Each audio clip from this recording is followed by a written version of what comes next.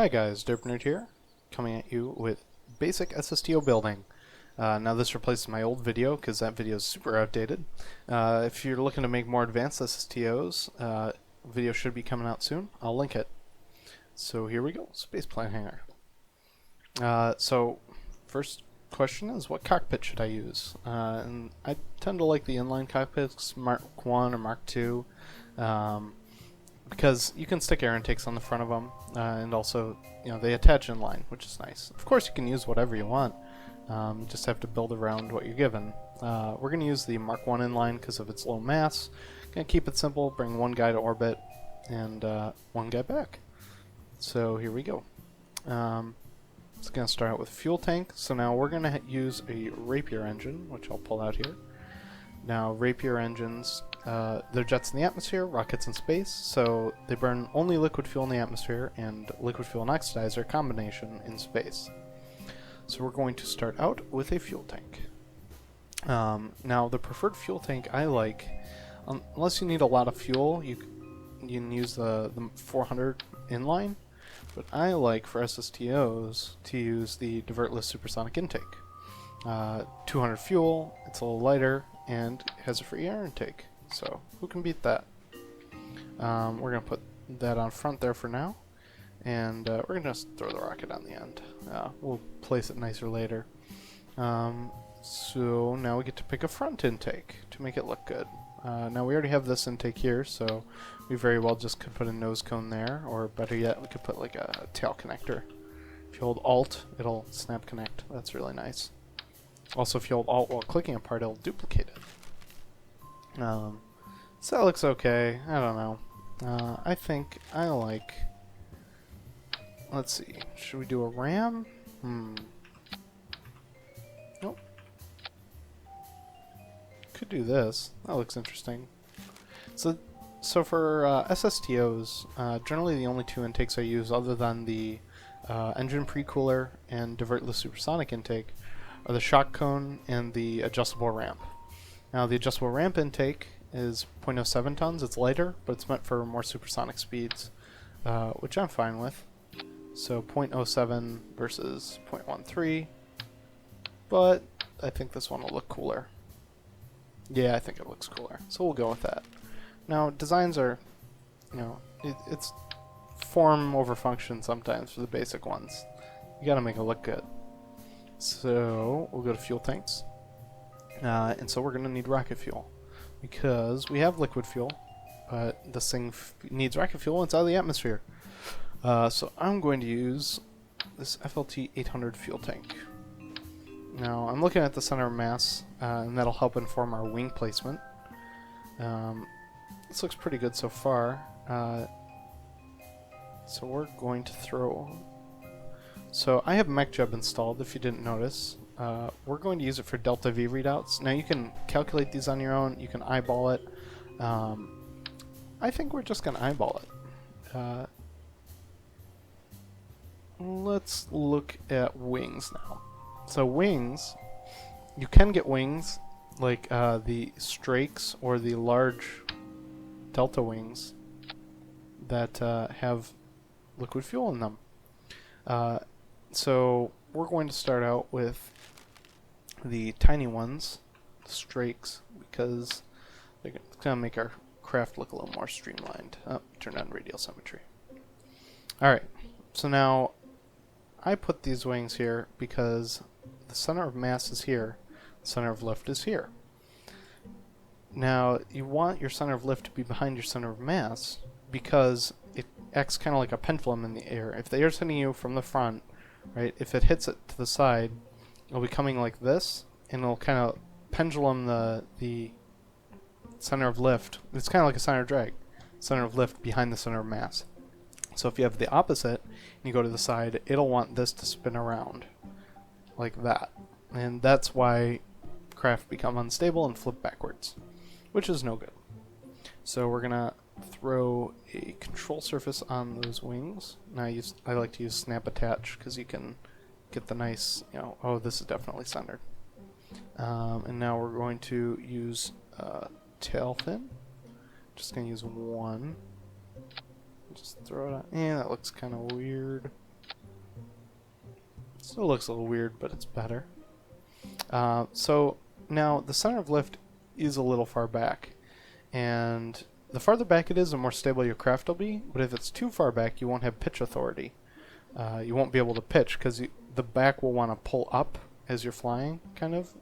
It'll want to pull vertical harder, and it won't actually lift your craft. It'll lift the back of the craft, and the front will act like a lever and go the opposite direction. And so you'll end up like nosediving, which is no fun.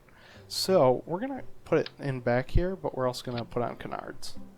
Canards help with pitch authority, so you can pitch up more quickly with canards, and those canards look weird. So maybe we'll go with the advanced canards. I'm gonna make them look a little better, add a little angle to it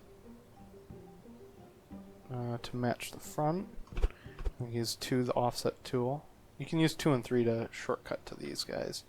And also snap and no snap translate to it. So we're gonna make it like that. That looks pretty good. Center of lift is a little far back, but that's okay because we need to make sure this is going to be stable on reentry. First, let's put on wheels. So I don't like to use the small landing gear because they're just too small. I mean, it looks almost laughably small for this craft. So we're going to use a medium, and I like to use a standard trike configuration. So one in the front and 2 on the side wings in the back. So the closer these guys are to the center of mass, the more easy it will be on takeoff. But also it's going to pitch you up because the ground's going to be level, and so the ground's going to be like this. And we don't want a tail strike, so I'm going to move these a little farther back. Another thing to note, these guys, they're like arced right now. That's not good. So we're going to use a rotate tool and fix those. If those are not straight up and down or close to it, it'll apply different forces on the ground for each landing gear, and you'll end up veering off the runway in like every time you take off. So that looks pretty close, so that should be good. We're gonna move these, so we're gonna, well, I guess we should leave it for now. Whoops. So now we're gonna drain all the fuel, and what this will do is this will give us an idea of where our center of mass will be when we start landing, when we're out of fuel and we're coming back into the atmosphere. So notice that the center of lift is in front of our center of mass, which means we will be flying quite unstably and probably flip around backwards, which is not what we want. So we are going to move the canards back a little bit. Now again, if we fill this up, we can't make it too far away. So it's partly, you can also just fly it and find out. So there's that. Can move these guys back just a little bit.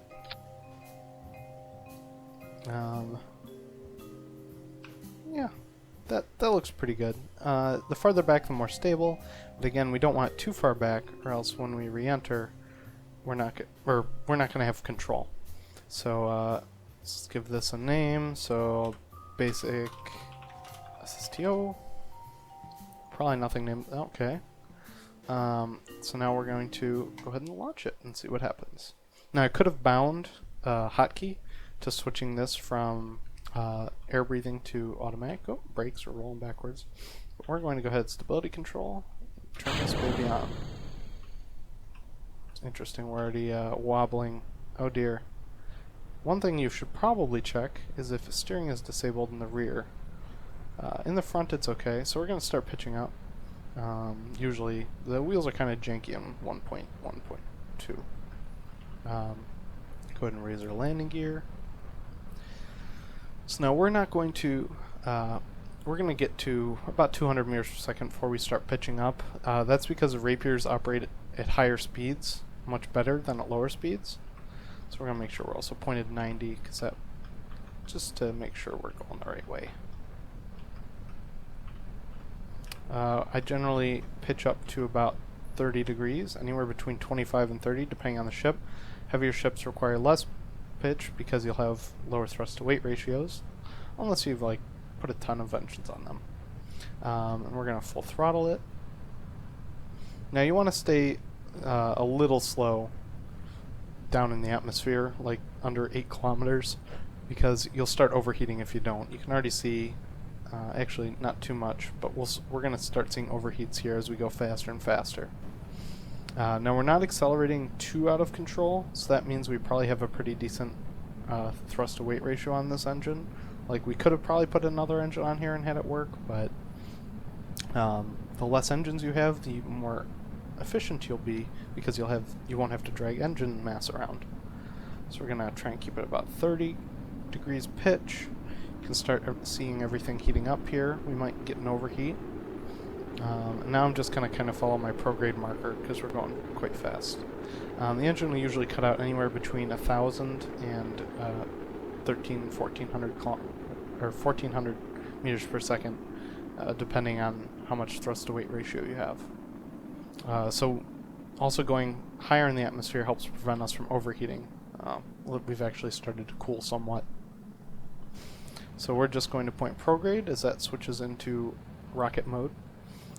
Just going to have it automatically do that, and we'll check our map view. So we want an apoapsis out of the atmosphere. So I like to aim for 80 kilometers. 70 kilometers is the atmosphere limit. 80 kilometers will give us a nice margin of error in case anything goes wrong. So also give us a little more time to situate ourselves. So 76, 80. We're still falling a little bit because of drag in the atmosphere, but that's fine. Now you can look at your fuel percentages. Now you generally want 45% liquid fuel to 55% oxidizer. And that ratio is the ratio that the rockets burn the fuel at. So we probably have a little excess liquid fuel. So we have a total of 495 fuel, and 258 of that is liquid fuel. So we have over 50% liquid fuel. I prefer to have more liquid fuel left over than more oxidizer left over, because you can always burn the liquid fuel in atmosphere. If you, when you come back and fly, if you want to like hit the space center, you can fly around a little bit. Now we're going to time warp until we're close to our apoapsis. Space. So now we're going to point prograde again. I probably should have put power generation on this, but hindsight's 2020. We should have plenty to do what we need to. So now we're doing our orbital insertion burn. We should have plenty of fuel for it. We're not going to have too much left over though. So again, 70 kilometers. So we probably want 80 by 80. 80 by 88. Good enough. Still plenty of fuel left over. Easy way without MechJeb to tell how much delta V you have in orbit is you could just point prograde and burn. And so you burn out and then revert flight, or quick save and reload it, and you could tell what your change in orbital velocity was. It'll be approximate unless you do the exact calculations, but it's usually good enough. So we're gonna go ahead and orbit for a little bit. We're not gonna do a full orbit. We're gonna try a landing near the space center. I don't think it's actually gonna happen, but you never know. Could get lucky. So now we're going to test the reentry capabilities of this craft. So we're going to go ahead and point retrograde. Of course you can do this all yourself. In fact, we should be watching Jebediah. Hey Jeb. What's up? Alright, so now we're going to burn 40 kilometers is like the sweet spot for reentry. So if we get this down to about 40 kilometers, I will be quite happy. A little more than that's fine. That's fine. If you do too much, you'll just skip out of the atmosphere, which may be what you want if you're going very fast, like coming from the moon or something. But anything under 35, you'll usually just explode. So we're going to point prograde, and then we're going to turn off SAS to conserve power. A lot of times you'll need the SAS in the lower atmosphere. In case you go unstable, because reentry really doesn't matter how stable you are as long as you don't overheat anything. So we're going to actually just try and get it pointed roughly prograde, and soon the atmospheric resistance will kick in. Let's start. Alright, so one of the things to help you slow or help you re-enter not too quickly is if you, I'm going to turn on SAS for a second. If you come in pitched a little high, and what this will do is it'll burn off some of your speed to keep your altitude, and so you'll be high in the atmosphere where there's less air resistance, and so you'll end up basically almost like mini skipping through the atmosphere. You can actually increase your height while decreasing your speed, and that'll help you prevent overheating. So I'm going to go ahead and, now that we're hitting some air, we're going to turn off our SAS. And since our craft is stable, you can't really see too much drag here. The drags are red, but you can see the overheats, or the heating. I'm going to slow down speed. Since our craft is stable without fuel in it, like we showed earlier, we'll kind of just shoot like an arrow through the atmosphere. So now we're pointing directly prograde, and what this does to us is it will kind of dive through the atmosphere if we aren't pointing slightly above it. So what I like to do is, if you deploy the ailerons, except the other way, deploy them upwards, it'll try and maintain a positive pitch. So then you can manually go in and... So drag is good. We're hitting a lot of drag, but we don't want to lose control on the reentry. So we're going to speed up time a little bit, keep it roughly pointed the right way. We have enough SAS power. I'm not terribly worried about it. See how it's mostly... my hands are off the controls right now. Other than our yaw, it's mostly keeping stable. If you had a wider craft, the yaw will probably stay stable. Or if I could probably turn off SAS, pilot only.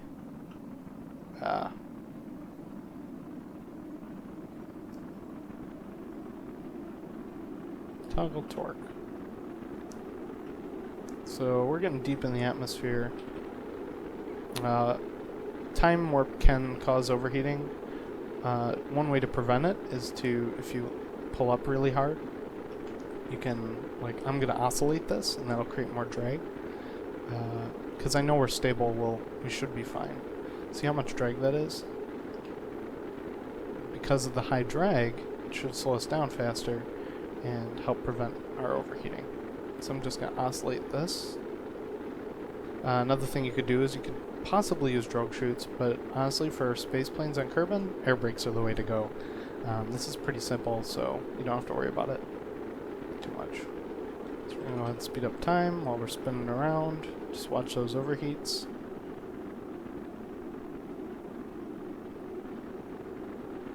Still going pretty fast.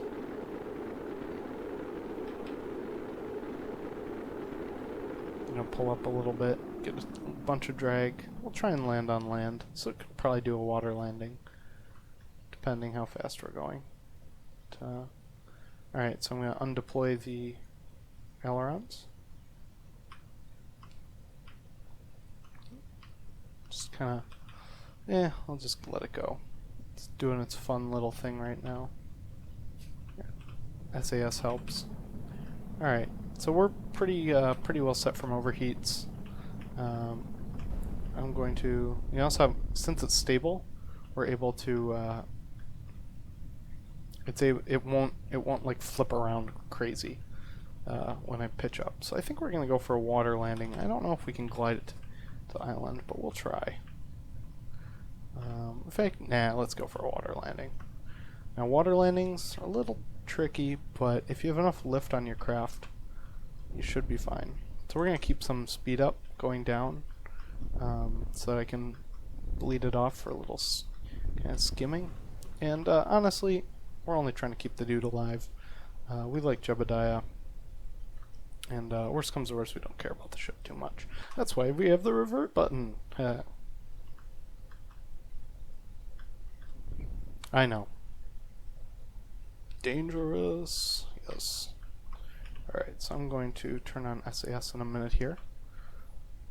And this is just to give me, once I stall, a higher pitch will give me more drag. I'm just kind of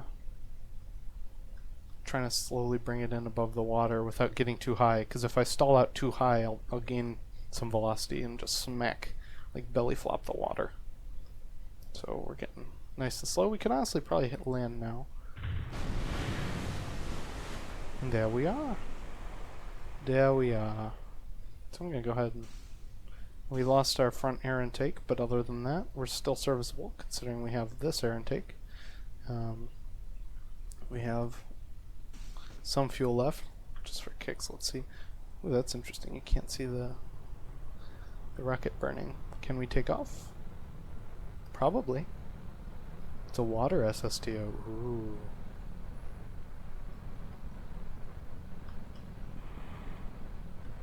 Come on. Ta-da!